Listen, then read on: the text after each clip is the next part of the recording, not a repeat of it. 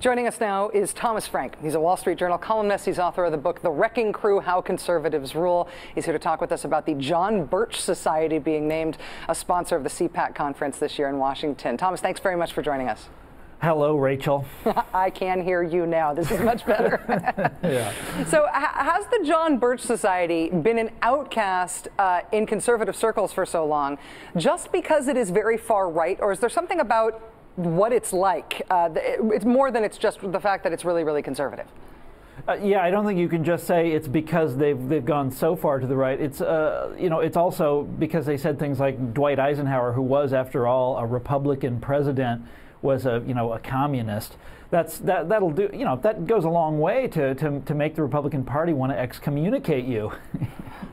Well, is it the thing that seemed always sort of funny about the John Birch Society? I guess less funny than scary, because they always seemed like more funny than scary. No, it's funny, Rachel. It's funny. I mean, I'm sure they ruined people's lives as being sort of fueling McCarthyism, and I'm sure they've had some really bad impact on American politics. But they're so conspiratorial. I mean, these are the New World Order black helicopter folks, aren't they?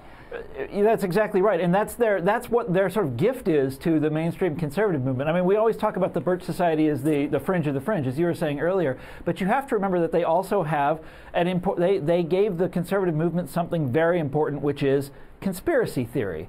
Conspiracy theory is utterly central to the conservative understanding of the world. I don't know if you ever heard this phrase before, the liberal elite.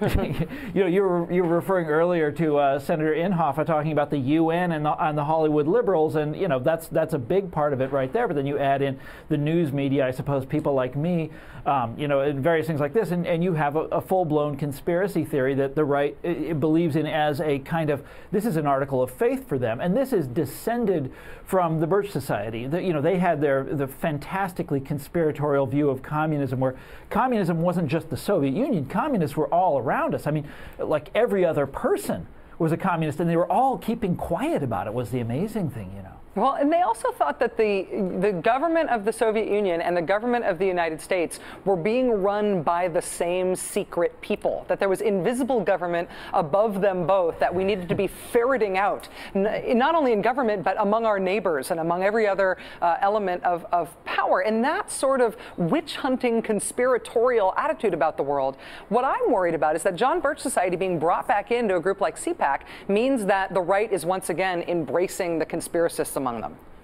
Well, look, I don't know if there's this guy on a different cable news channel, let's say. He's called Glenn Beck. The guy, he's very popular these days, and he talks about conspiracy more or less every night, all the time. He doesn't ever spell it out exactly, but there's always things are going on behind the scenes.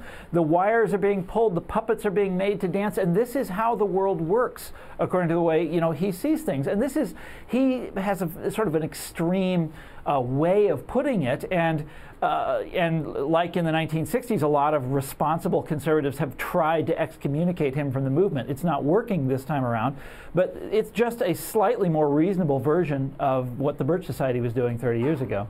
Wall Street Journal columnist Thomas Frank. I knew there was going to be something to this when Glenn Beck put a spokesman for the Birch Society on his show, even when he was back on Headline News back in 2007. It was one of those things I just bookmarked in my mind, like, I think this is eventually going to hurt. But we'll have to see what happens at CPAC this year. Thomas Frank, thanks very much for joining us. Really appreciate it. Sure thing.